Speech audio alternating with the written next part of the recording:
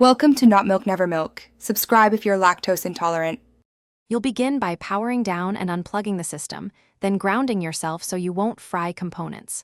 Once done, open the case and locate the M.2 bay and the tiny retention screw. This is the reference point for removal.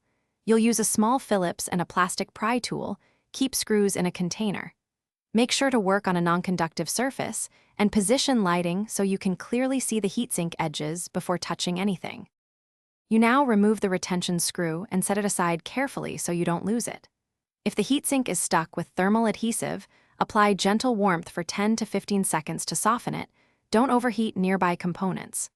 Once warmed, use a plastic pry tool to lift evenly at the edges, keeping the pull parallel to the board to avoid bending the SSD.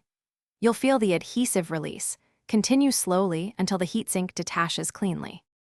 Once the heatsink is off, remove the M.2 screw standoff and lift the SSD up at a shallow angle, then slide it out straight from the socket.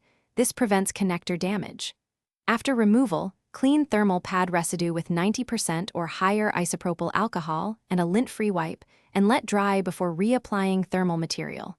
To finish, reverse the steps to reassemble.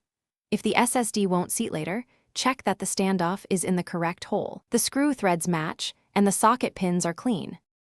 Thanks for watching. If this was helpful, leave a like and consider subscribing. See you next time.